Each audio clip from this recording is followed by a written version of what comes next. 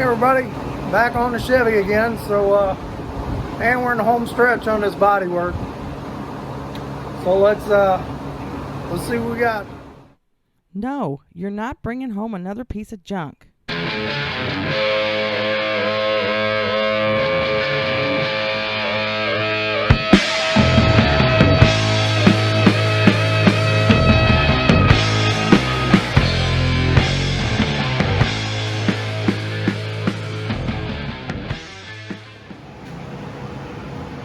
Alright, we're about to get a heck of a storm out here, it looks like.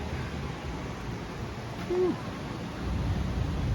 Yep, it's windy and it's temperature must have dropped about 10 degrees in the last hour, so I think we're going to get hammered, so that's good.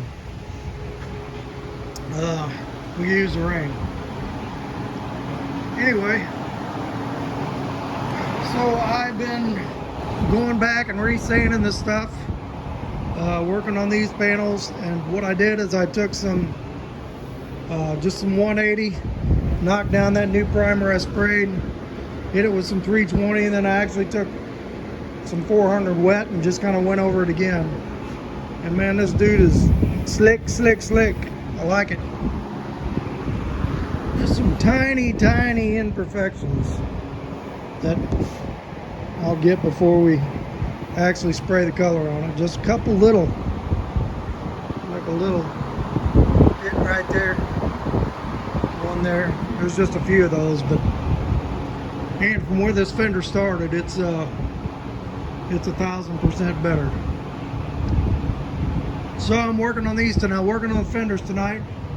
Kyle came over, gave this side his blessing, so we're going to be able to shoot the slick sand on that. I got some more filler down there, so he's going to sand all this down over the next couple days, get that ready. Today's Wednesday. I'm hoping this weekend, I'm pretty sure we're going to be spraying that slick sand on both sides of this and start getting these sides sanded down. Well, I'll get it sprayed on there. It'll have to sit, right there or so before I can start sanding. But in the meantime, I'll get this other fender and these other spots on these other panels sanded down. So we're getting there. We're definitely got. I think we're going to make that painting this thing by the end of the month with no problem. So I got to do a major cleaning in here. I mean, there's so much dust and crap in here. I want to hang plastic everywhere to paint like I did with Bill's truck, but I'm going to take all that stuff out and all that stuff out and roll that van out, and we're just going to blow that dust out of here, blow the dust off of everything, and I might even get up and blow dust off the rafters and just anywhere around this thing you can get dirt on it, so that we got the best clean room we can get. I mean, I don't have a professional clean room like a lot of people do, but you just kind of do the best you can. So I think it's going to come out fine. Got plates on the Fiero day before yesterday, and I've been driving it around a little bit, and it's doing good. I know Darren's happy to hear that. So we'll get some videos when I start driving that thing to work. I'm a little scared of it right now. I'm just driving it around locally. Want to make sure everything's good. I don't want to get stuck on the highway with it. Once I actually start driving it to work, maybe we'll do a video calculating gas mileage and all that, but it seems to be running pretty good. I still don't have the air fixed on it, so. But okay, that's where we're at. So this fender, I think, is pretty good, and I'm going to throw the other one up here, do the same dit, and probably tonight we'll just try to get these fenders done, and then maybe tomorrow night get hood and trunk lid done. Not a whole lot to do on the hood, really. I mean, I sprayed some primer there and a little bit up there. Did I spray some over here? Yeah, I sprayed a little bit over there. So that won't be bad. There's more more sanding to do on this thing. Ooh, here comes that rain.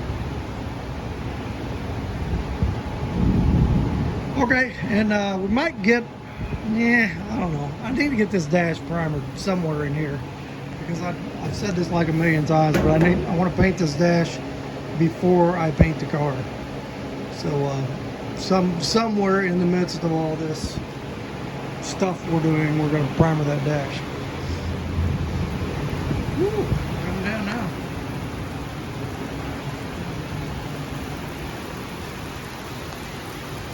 Yeah. I say we need the rain. Really, we don't need the rain. I hate cutting grass, and I just as soon all the grass die. But I know we got blasted earlier last week with like a historic rainfall, so the farmers probably don't want any rain. But anyway, it'll bring the temperature down. We had a hot day today, and then over the next week they're talking cooler temperatures with this rain coming through. And looking ahead, next 2 weeks looks like it's going to be cooler, so that'll be good. Make it more enjoyable to work out here. All right, that's enough rambling. Let's get on the other fender. All right, fender number 2 is done. It feels real nice.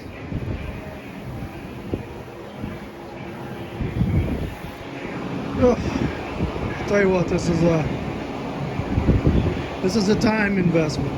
You know, you can do this on a budget money-wise, but if you try to do it on a budget time-wise, you're just you're not going to be happy with it. And it's like everyone I've done over the years, I've tried to do a little bit better, and you learn that, you know, you kind of learn as you go along.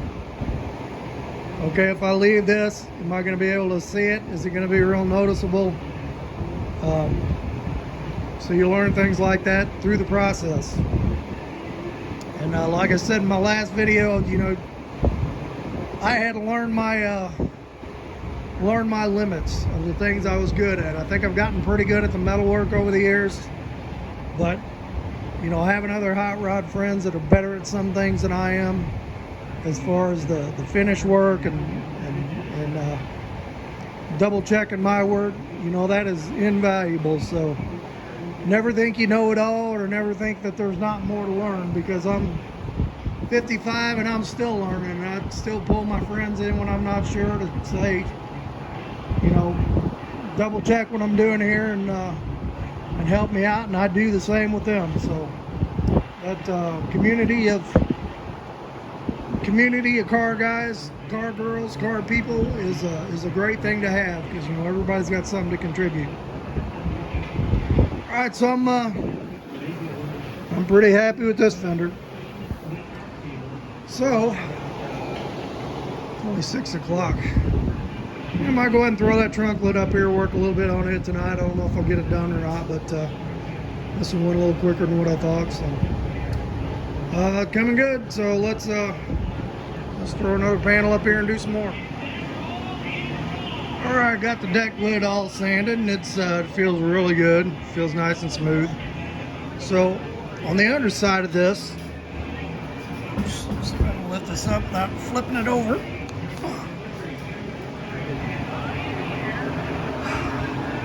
So I'm gonna get some of that new color under here. So I think all I'm gonna do is scuff this real good and shoot this with some epoxy primer,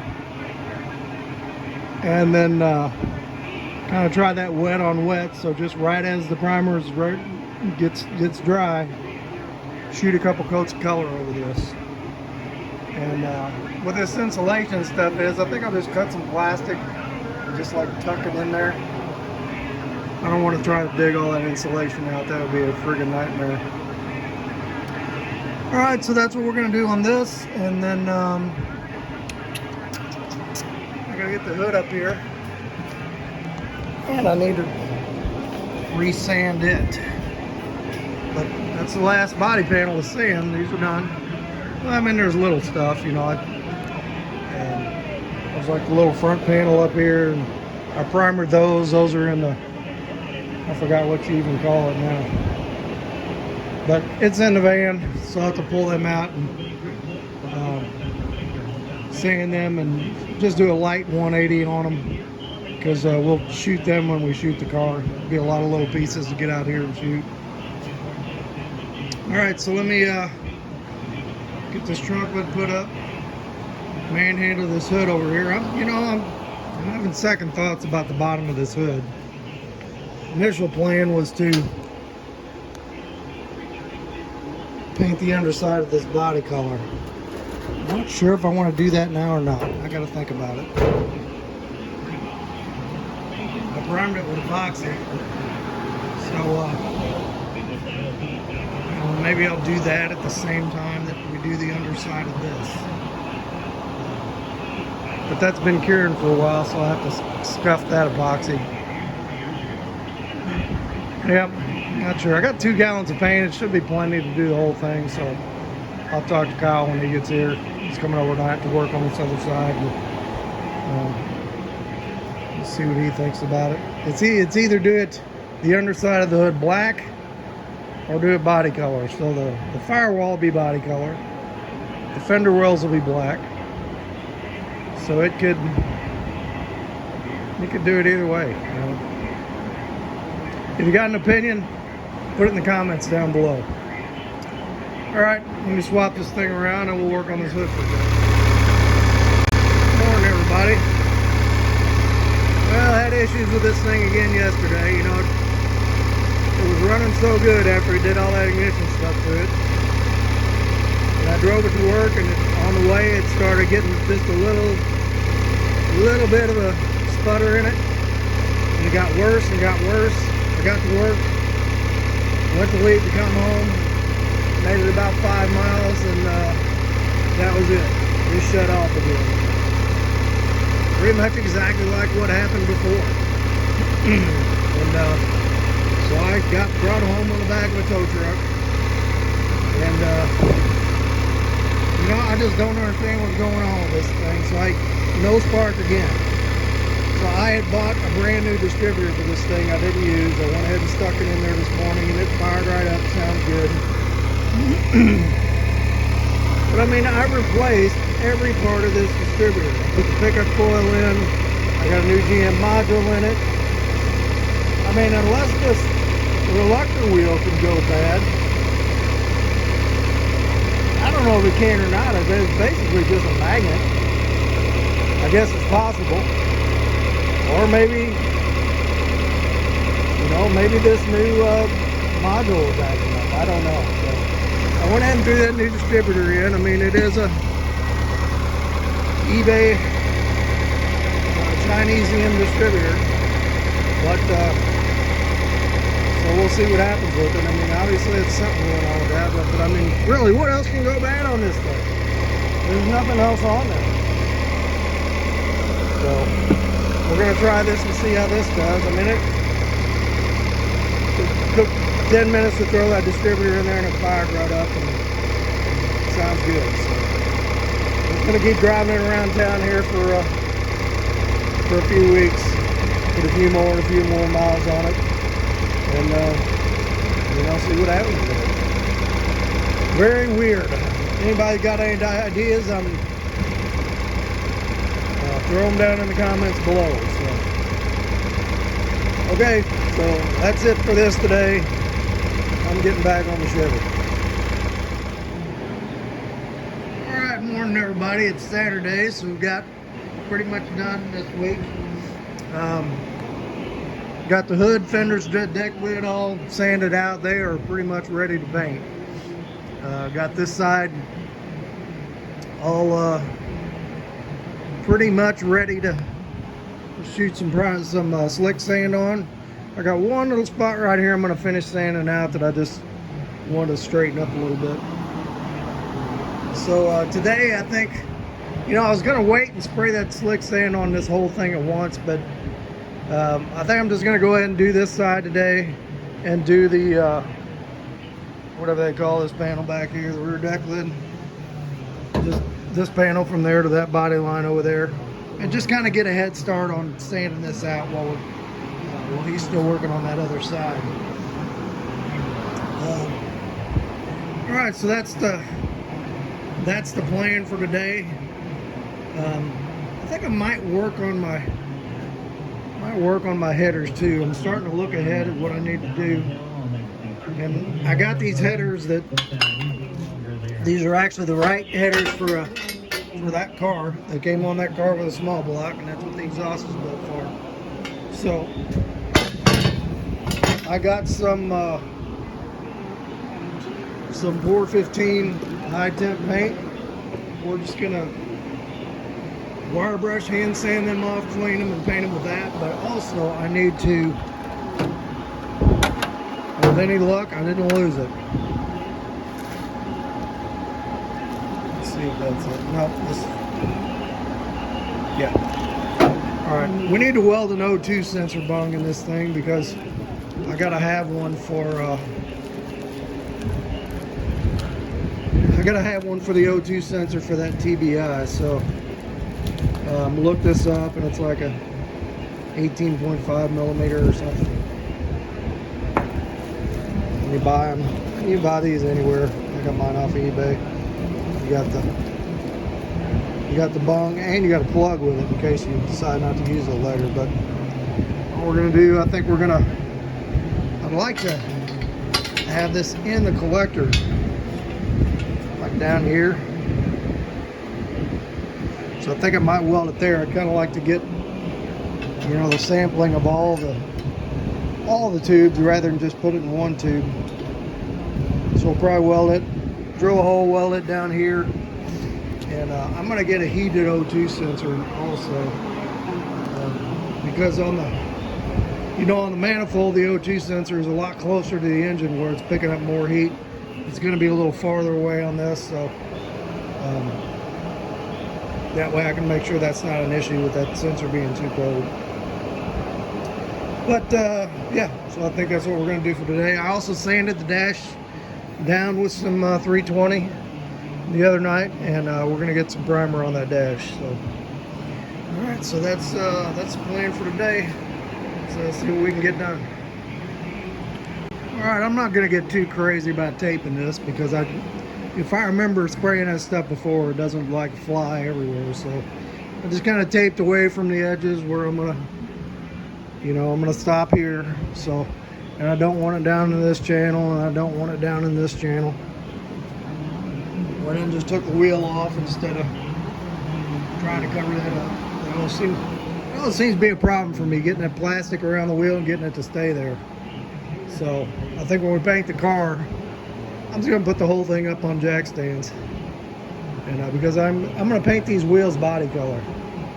So what we're gonna do is I'm not a huge fan of the standard rally wheels on the 70s cars. I think they look great. So I'm gonna paint this, since this has nice tires and stuff on it already. I'm going to paint these body color and get the little flat police hubcaps and no trim ring. So I think that'll kind of mimic the dog dish hubcap look a little bit. I think that'll look pretty good. So, all right, so we're gonna spray this side. We're gonna spray that back panel, and I'm gonna go ahead and shoot these things too. Like I said before, I'm really not too concerned about these. I mean, I got them good enough, but when the bumpers are on, you see almost none of that panel. So we'll spray it with some slick sand, and we'll sand them out and just shoot them. I think they'll be fine. All right, so this stuff seems like it's still good. I bought it a long time ago for another project, but it's been sealed up the whole time, so it's kind of all laying in the bottom. But I got one of these. So let's put this on a drill and mix this up for a little bit and see what it looks like.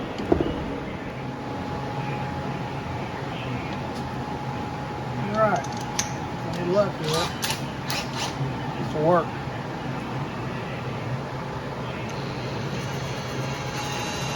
I wish I had a shaker.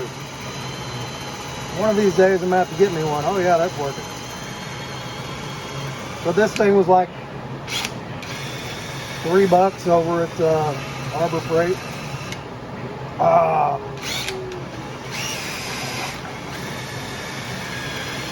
I've been having problems with this drill lately too.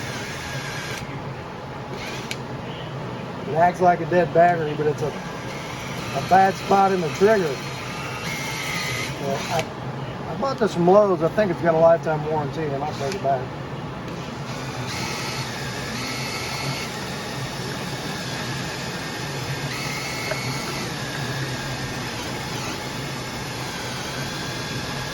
That's working pretty good.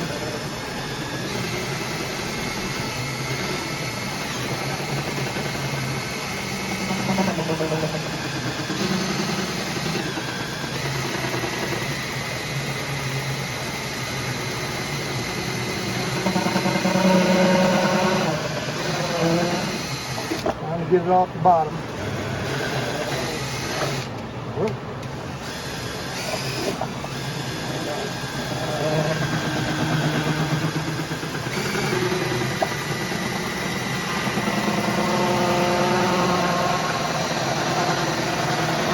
I bought some reducer.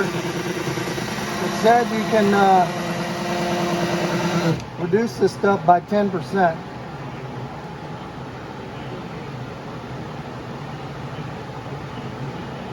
I don't know if I need to though. I don't feel any more in the bottom. But anyway, it said you can reduce it by 10% and spray it through a 1/8 tip, which is the biggest tip I got. So we'll put a little reducer in there. So 10%, you divide that up by 10, it's not much. How many ounces is that? 128 ounces. So that will be 12 ounces for the whole gallon. Is that right? How much is 12 ounces?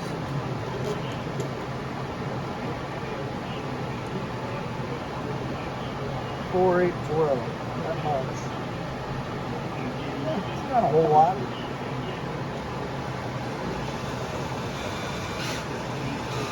But honestly, it looks pretty good like it is.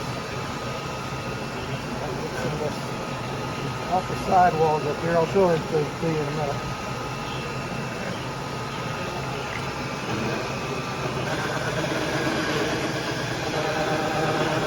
We use this on a 65 Dodge. If you look at the intro to my videos, my little intro thing, there's a blue 65 Dodge van in there that Kyle and I did body work on. And I did all the metal work. And those are long, flat sides. We sprayed it with this. Blocked this out, sprayed it with 2K, blocked it out. And I mean, that thing was straight. It looked really good. And it was just regular old single stage Daytona blue paint from PCP. That thing looked really good, and I got a nice price for it too when I sold it.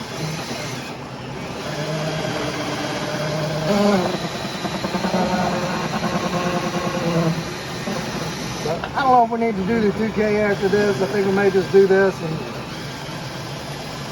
the people that make that paint for less is down in that whatever town that is in Missouri that makes this stuff. What town is that? It's in Fairview, Missouri. They got a sealer that goes under this, so I think we may just spray this. Spray the sealer wet and then spray that on top of it. So looks pretty darn good, I think. Dig around down at the bottom, make sure there's none down in there.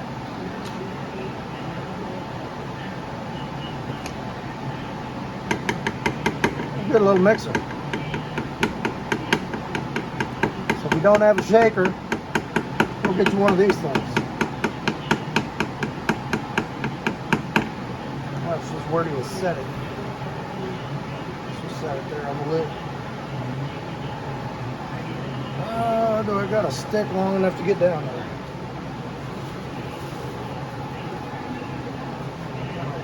Running out of paint sticks. Oh yeah. Yep, we're good. Alright, so let's put some reducer in here. It says no more than 10%. I'm gonna go 10 ounces. I'm gonna go a little less.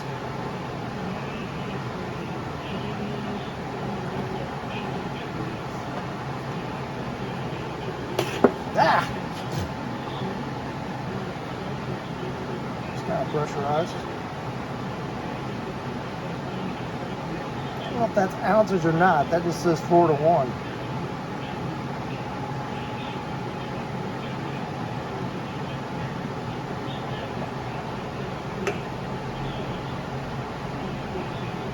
Oh, broke off.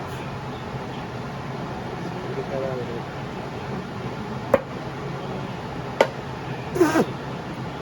Tastes good.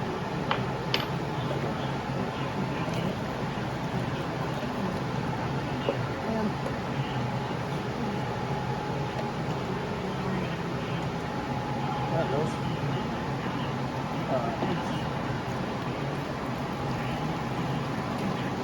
There's 4, there's 8.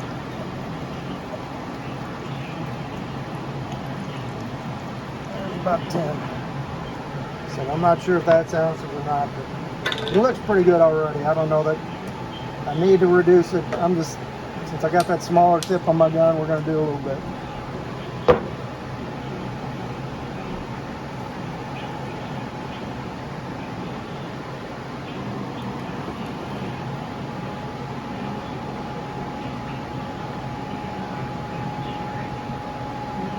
So this stuff dries kind of fast. So don't put all your hardener in the can at once, Chad. I don't know if anybody watched this Bad Chad's video the other night, but he was mixing this stuff up and put all his hardener in there. And it got hard on him before he got it sprayed. So thanks for making that mistake, buddy, to keep me from doing it.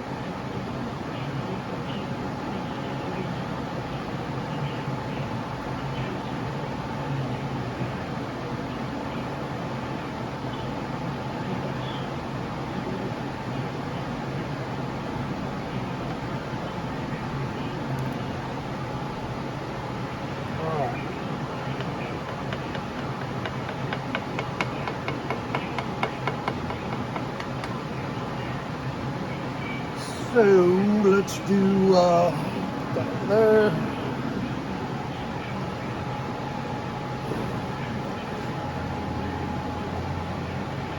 There's 3 of these to a gallon.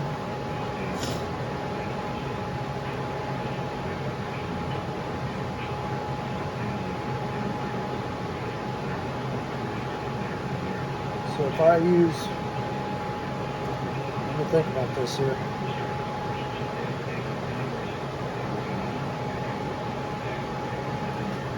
Let's see if it says how much for a quart.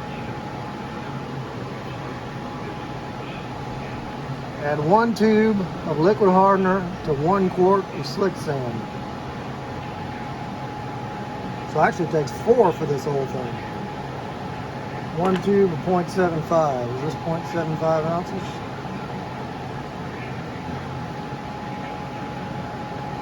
Read this thing.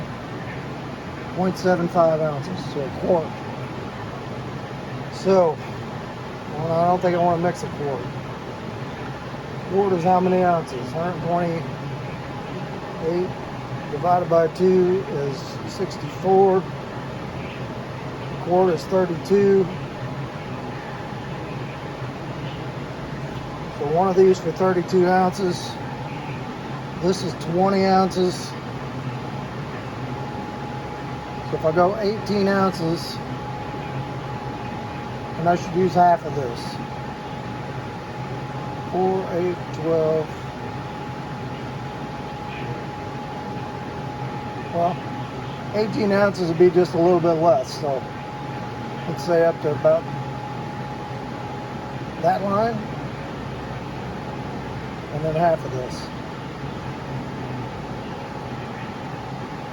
Okay, that makes sense to me. Let me shut this off for a minute. We'll get this mixed. I'll get the gun set up, and then we'll spray this side and see what it looks like. Alright, so I took some grease and wax remover, wiped everything down, took a clean tack rag, wiped everything down, drained my water filter, drained the water out of my tank, got it mixed up. Let's see what we got.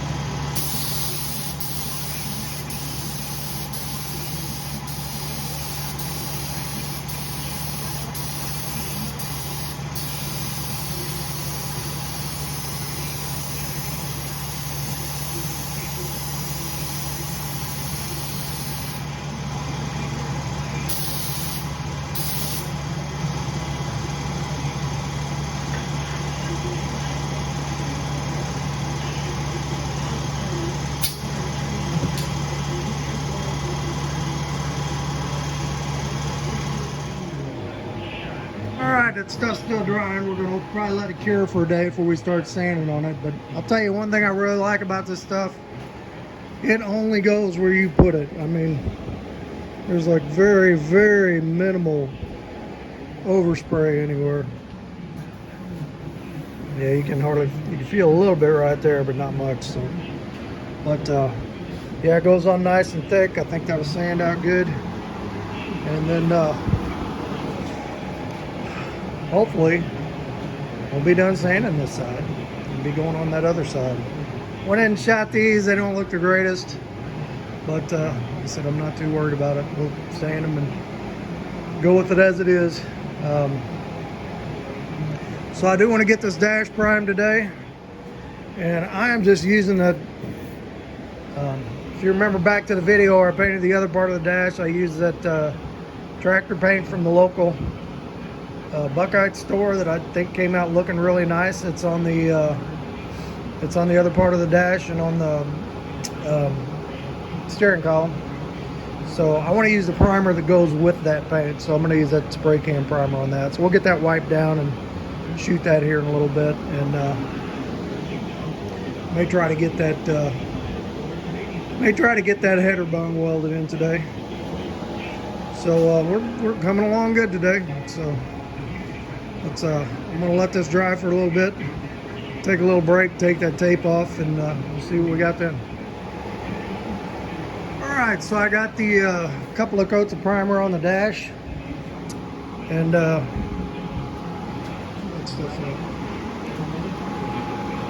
is what I use, and I used it on the other part of the dash too, and I think it came out really good. So that's it's a sandable primer, and it's got some body to it. It's definitely got some filler properties to it. And there's a dash. It's a little dusty now because it's been sitting in here, but I mean, it really came out nice, I think. And the column, and I'm going to do this steering wheel with it. Now, I did get some clear. I didn't put clear over that, but I am going to put a couple coats of clear on the wheel, and primer it, paint it black, clear it. Just get a little better wear properties for when your hands are on it all the time. All right, so anyway, on this, I went ahead and cut a hole for this. And that's ready to weld on there. I think I am going to go ahead. I need to grind that down.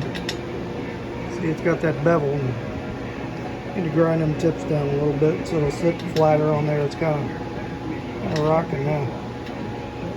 But I'm going to put the plug in it and weld it with the plug so that it doesn't distort. And I don't have any problems screwing the O2 sensor into it. And then I was just kind of knocking some of this rust off, so I think we're going to get some of this rust knocked off and get one of these painted and see what it looks like. But I'm going to take a break here in a little bit, and actually I think that I'm going to see what the time is on this video, whether I'm going to keep going on this one or start another one tomorrow. So all right, let me set this up and we'll get this thing welded in there. Let me cut the edges down a little bit first and see what we got. All right, so I knocked the edges of this thing down, put the plug in it. We're gonna weld that dude right there. Let me strip on the stuff. It's dirty.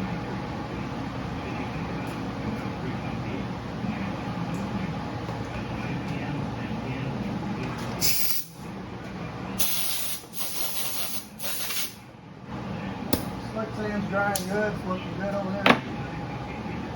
Tomorrow we'll be ready to start some sanding on that.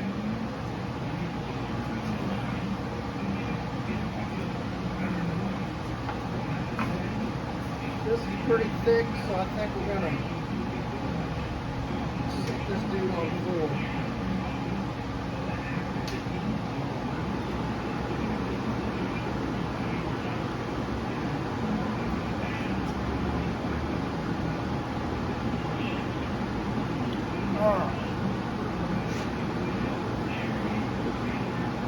Got my welding shorts on.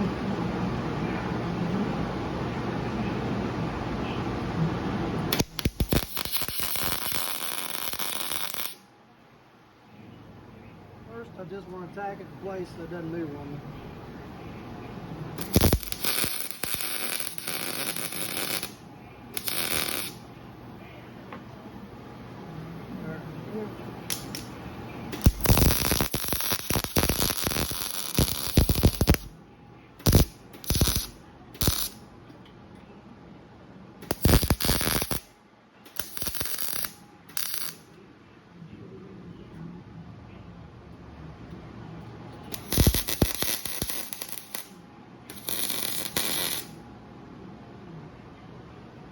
Be careful not to hit the plug and weld the plug in there.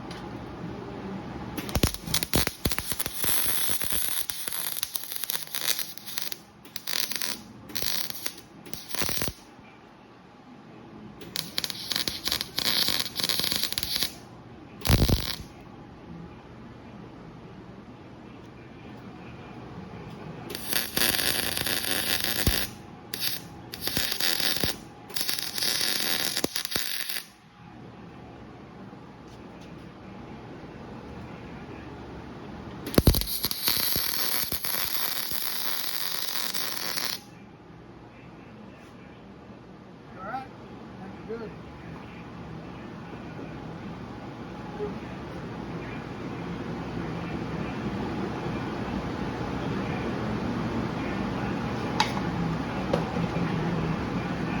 Okay, this video is getting pretty long, so I'm going to go ahead and end this one here. We're going to go inside and get a good word from the Lord, from the good book, and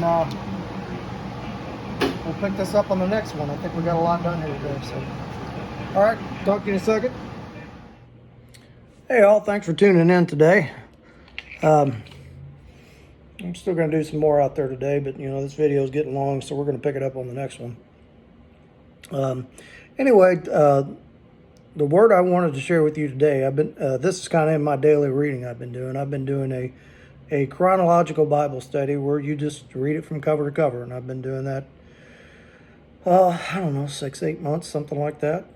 And anyway, where I was this week was in the book of Samuel, and I'm at the point I'm in chapter 15, and if you're a scripture reader, you know kind of what's going on in this early part of the New Testament with the Lord and the Israelites. And the Israelites are they're kind of like us. They're obedient sometimes, and a lot of times they're not. And then when trouble starts coming, and they know punishment's coming from the Lord for being disobedient, well, then they all want to be good again. That's kind of how we are sometimes. I know that's kind of how I am sometimes. When things are looking good, we tend to ignore the Lord, and when things are looking bad, then we're crying for help and mercy.